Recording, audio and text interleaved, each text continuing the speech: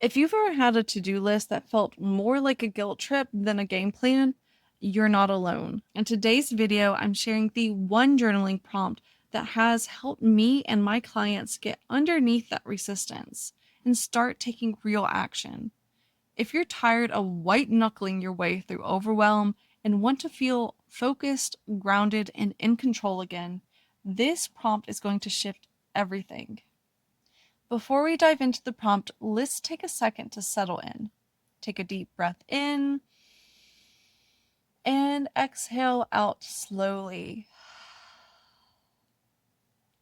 And again, inhale through the nose and sigh it out. One more time. Breathe in and release. Let your shoulders soften, your jaw unclench. Let your attention come home to your body. You are safe to slow down. You're safe to be honest with yourself here. You're safe to see what's really going on beneath this resistance. So grab a pen or open a blank Google Doc and write this down. If I follow through on this, what am I afraid might happen? That's it. It looks simple, but don't underestimate this one. What we think is procrastination is often just protection.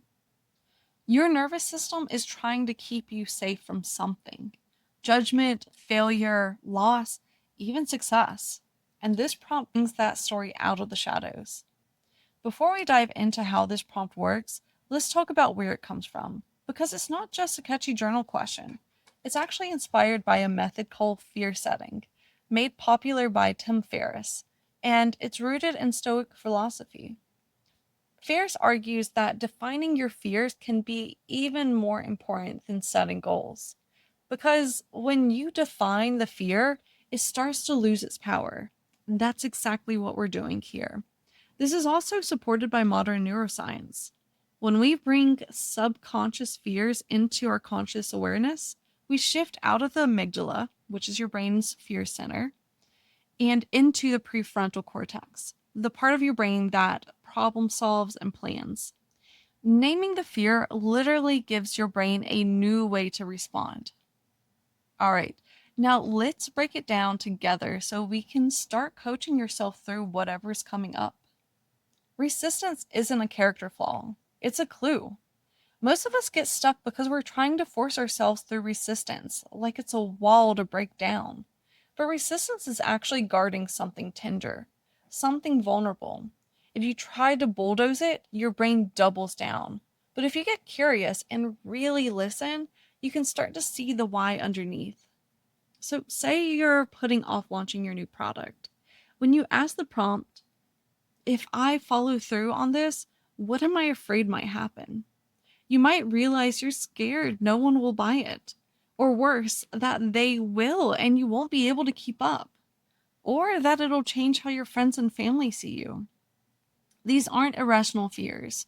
They're the echoes of lived experiences, internalized beliefs, and old stories your brain is trying to protect you from repeating.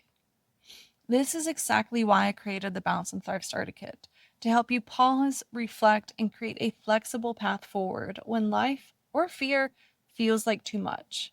You can grab it using the link in the description.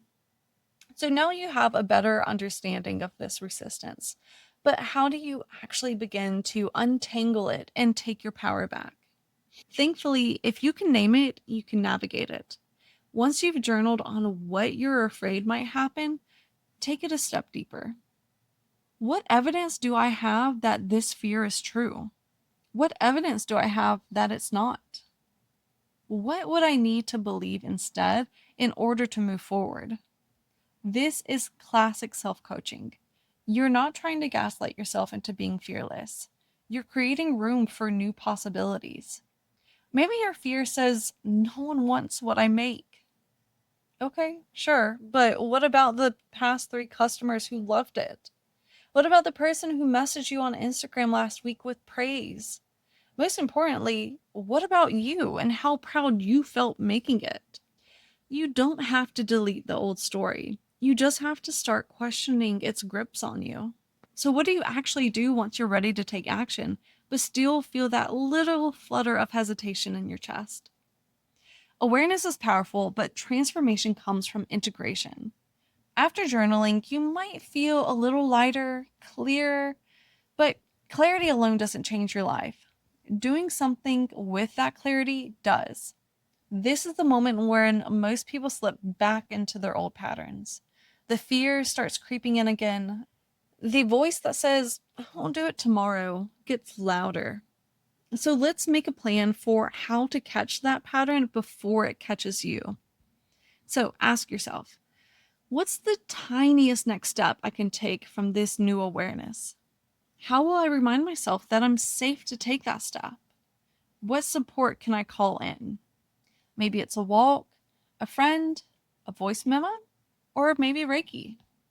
Remember, you don't have to take the biggest step. You just have to take the next one.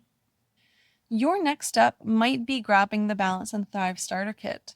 Inside, you'll find journal prompts, a flexible planning tool, and a guided Reiki meditation to help you feel safe and grounded enough to move forward.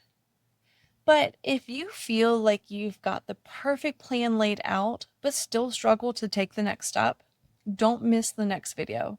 We're going to bust the biggest myth keeping handmade business owners from following through. But first, what did today's prompts reveal for you? Drop your insight or your next step in the comments so we can cheer you on.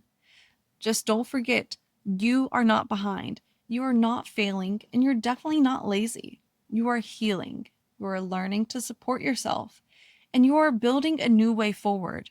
And it starts with one clear, honest journal entry at a time.